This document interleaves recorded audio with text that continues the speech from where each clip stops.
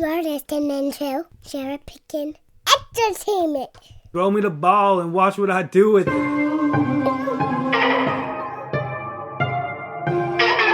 are now tuned into the CherryPickin podcast with your host, Andre Cherry.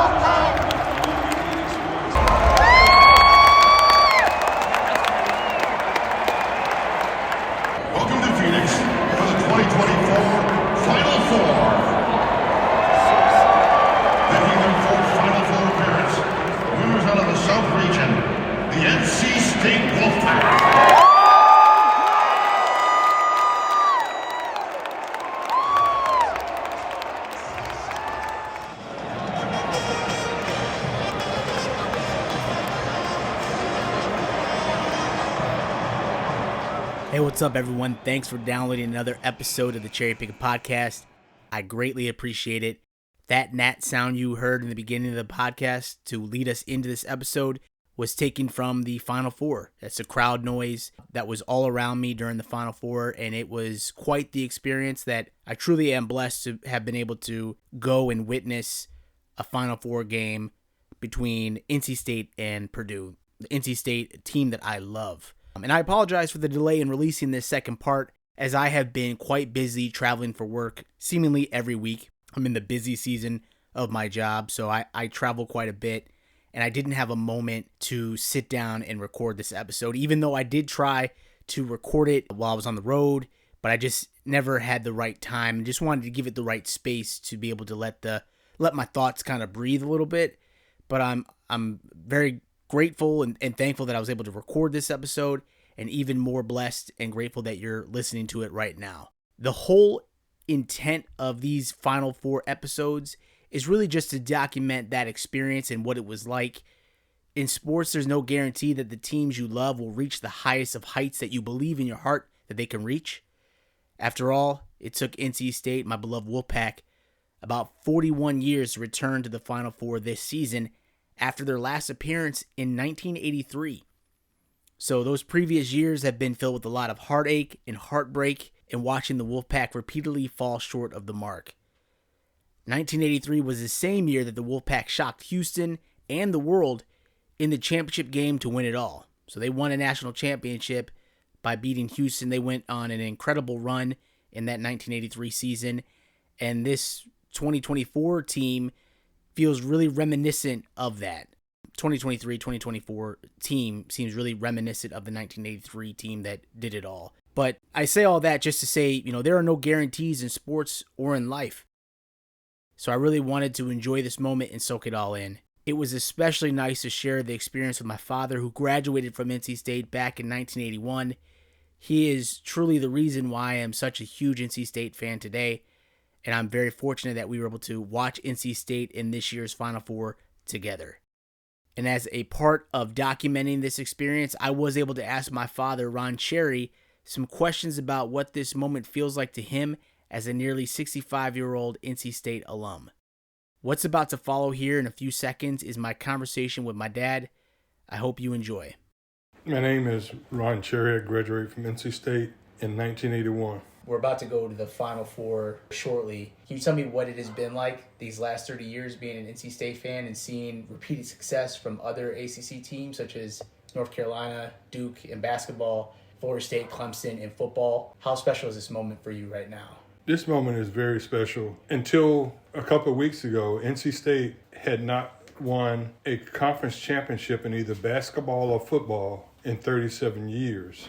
And for me, that was increasingly painful as the years went on, because I came up during an era which NC State was one of the teams that would consistently win the football championship and basketball championship.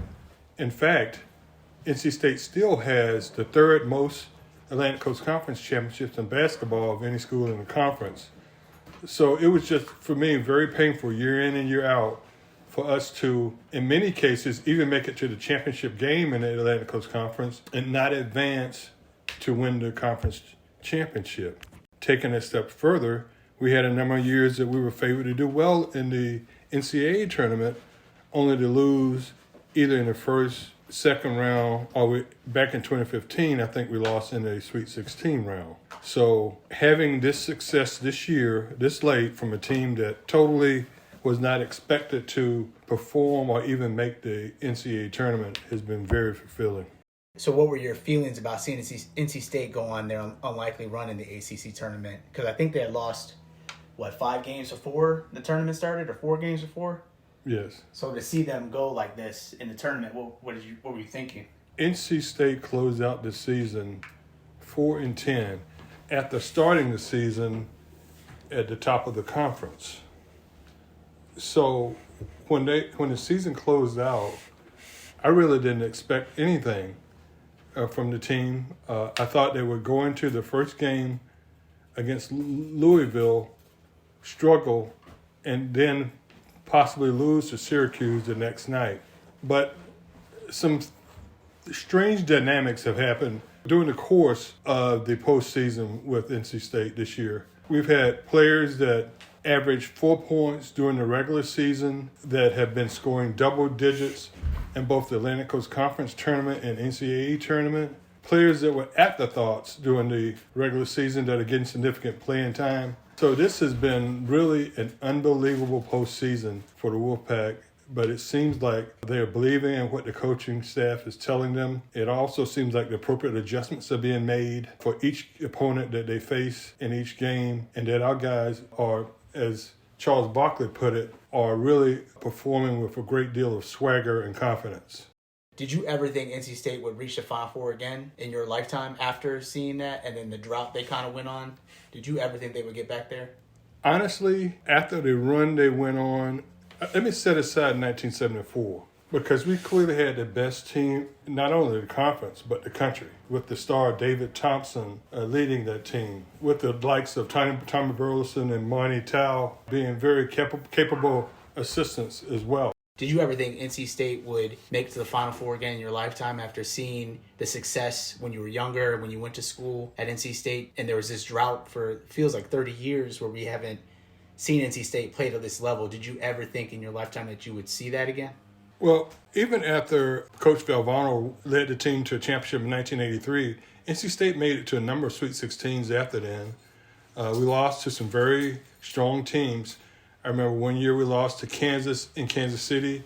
I remember we lost to St. John's in New York. So literally those teams had the home court advantage in the Elite Eight games, and we lost those games, and they went on to the Final Four. So NC State does have a long history and a tradition of success, just like North Carolina and Duke. But it just seems that in recent history, those teams have been more successful winning those games as opposed to losing them. So it takes a lot to be an NC State fan. We often say that the Wolfpack has a tendency of snatching defeat from the jaws of victory. And so most of us have leaned on the tradition and the history that NC State has had and wondered why we couldn't get back to that level that we had enjoyed in the really 60s, 70s, and 80s. I don't know that we're totally back yet, but certainly having this kind of success this year does offer promise for what the potential could hold for the Wolfpack. Do you think NC State has a legitimate chance of beating Purdue? I do think NC State has a legitimate chance of beating Purdue. And I've said this to a number of people.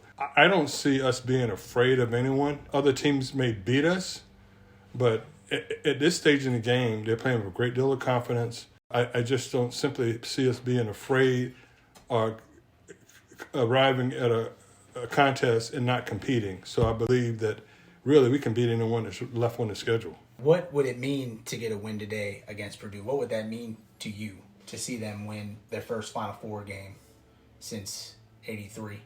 That would mean a great deal. For me and many other hundreds of thousands of Wolfpack fans around the country, it would mean that our long suffering of watching them snatch losses or defeat from the jaws of victory have not been in vain. It takes a lot to be a Wolfpack fan, And those of us that love the Wolfpack have stuck through all these agonizing 37 years and still been there. And then lastly, just want to ask you, if they beat Purdue today and make it to the finals, what would a championship win mean to you against whoever the opponent would be? That would be a tremendous achievement for the coach, the team, and the institution to show that, doing things the right way can serve you well in the end. Any final thoughts or comments before the tip? Good luck and go Pack. Appreciate you, sir. NC State wound up losing its Final Four matchup against number 1 seeded Purdue by a score of 50-63. After the game, I asked my dad how he was feeling, and honestly, he seemed unfazed by the loss. How are you feeling after that loss? I feel that the story of NC State's 2024 season has already been written. They far exceeded expectations of most fans by making it to the Final Four. They were better than, 64 other teams to make it to this point, so I feel it was a very successful season for NC State. I'm grateful that I could get my father on the podcast to document his thoughts about NC State heading to the Final Four. It's been several weeks since we both attended the game, but I still can't believe that I was there. It's funny how things work out, because at the start of the tournament, I was just happy that NC State had punched its ticket to the dance by winning the ACC tournament. And at the time, I really made no reservations about thinking the Wolfpack would end up playing in the final weekend of the NCAA tournament. Even though I marked it down in my bracket that NC State would be in the Final Four, I did that more as, and I do this in air quotes, wouldn't it be great if they made it to the Final Four type deal?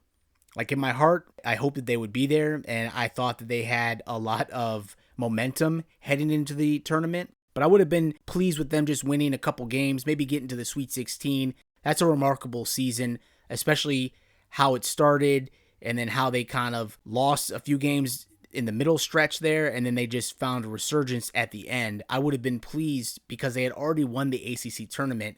For them to have just won a couple games in the March Madness tournament, I would have been happy with that. I would have been fine. You always believe your team will go on a run in the tourney, but I was just pleasantly surprised to see NC State dominate teams en route to actually making it there to the Final Four. Never once did I think I would be booking tickets to go to the Final Four this season. I don't know that I'll ever be back there again in my lifetime, if I'm being honest, but I'm glad I had this one moment to share with my father. The process to book flights out to Arizona wasn't that painful, and I was able to splurge on a first-class seat to Phoenix, due in part to the eventual winnings from my bracket this season. I had NC State and UConn in my Final Four, and that was enough for me to win some serious money in 2 separate contests. The cost of the ticket for the actual game ticket was over $550, and that basically got me in the building. It was the second most expensive ticket that I've ever paid for, with the exception of the Army-Navy game, which put me in the front row in the back of the end zone on the Army sideline, or on the Army side. The venue for the Final Four games and the NCAA championship game was held in State Farm Stadium, which is an NFL stadium where the Arizona Cardinals play. And I had not been in this stadium prior to the event, but the stadium is massive. We had seats all the way back in the nosebleeds, and it felt like the actual basketball court was a mile away from where we were sitting. And I am not being funny or being extra when I say that. The court, I had to squint to see the game. I had to squint to even see the video board, but I'm paying to be in the building, which was fine by me, really. The stadium felt pretty packed, and we were lucky to be sitting around some NC State fans, so that was nice, and it made the experience pretty cool to be around people that love NC State just like I do. And again, I'm glad to have had the opportunity to be in the stadium, but I am not a huge fan of these basketball games being held in NFL stadiums. But my father, he had good perspective on things. He thought it was good because it gives more chances to people to see these games in person. Back when NC State last won a championship, he wouldn't have been able to see the game in person just due to the arena's capacity. The 83 championship game was played in the pit on the University of New Mexico campus. So in 1983, the capacity for that arena was around 18,000. So you're talking about 18,000 fans from Houston, NC State, and chances are pretty slim that you'll get a ticket. And if you do get a ticket, it'll probably be sky high to obtain a ticket into the venue. The capacity for State Farm Stadium, on the other hand, during the semifinals, it reached 74,720 people. So that's 74K. That's quite a lot of people packed in there. I'm grateful, lucky, blessed to have had the opportunity to cross this from my bucket list. But watching it at home or even at a bar would have been just as good in my perspective. I left early on the morning of the Final Four East Coast time, and I flew over 5 hours to get to Phoenix. I had one small meal on the plane, but other than that, I would not end up eating again that day until late evening. So I literally deplaned and made my way to where my dad and his friends were, and walking into the stadium with them, I got an immense feeling of pride seeing NC State's logo plastered on the outside of the stadium next to the other Final Four schools. For so long, NC State has been an afterthought, but now the Wolfpack finally get its shot to shine alongside the three other teams, which were UConn, Alabama, Purdue.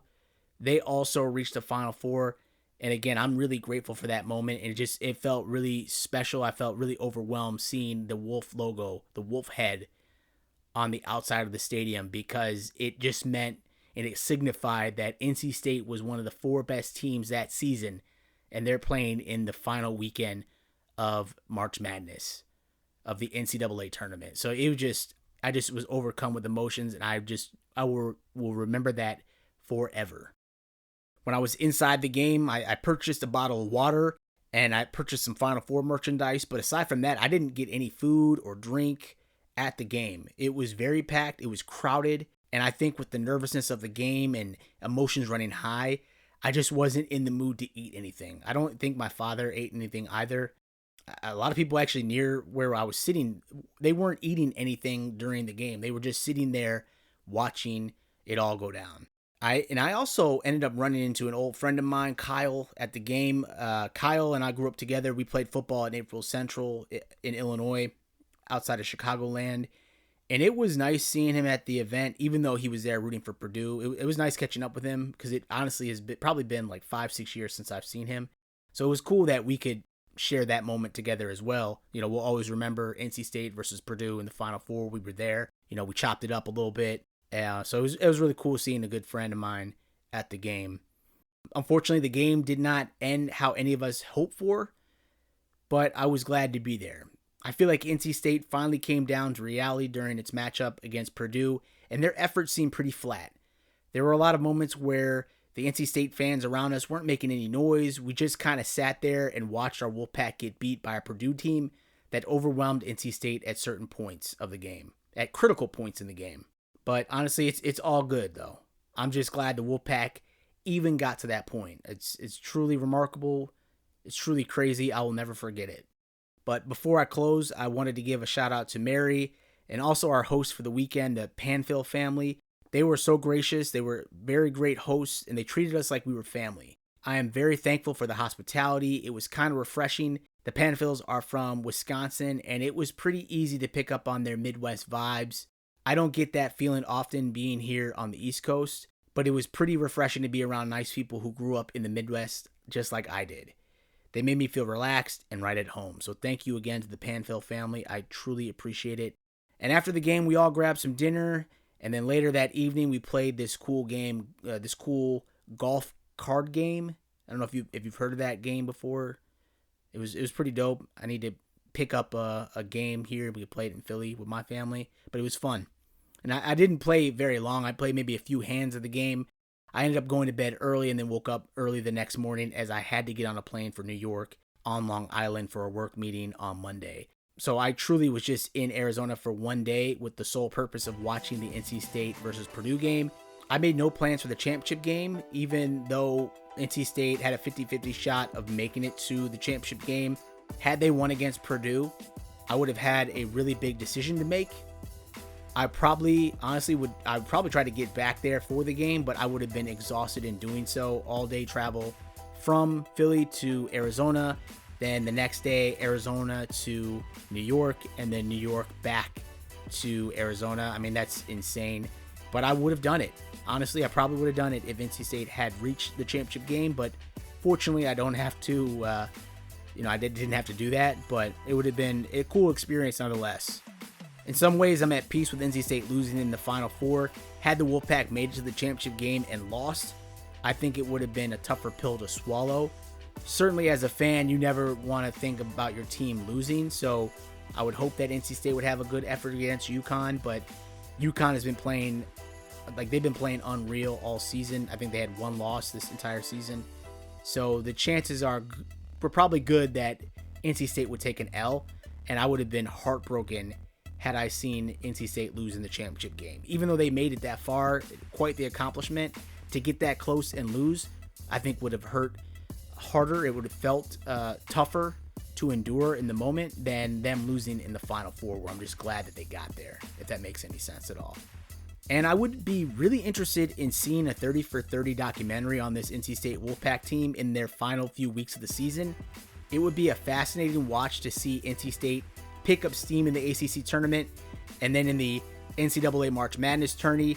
Despite their eventual loss, it was such a fun watch with a lot of exciting players from the team. I know a lot of my friends had reached out about NC State.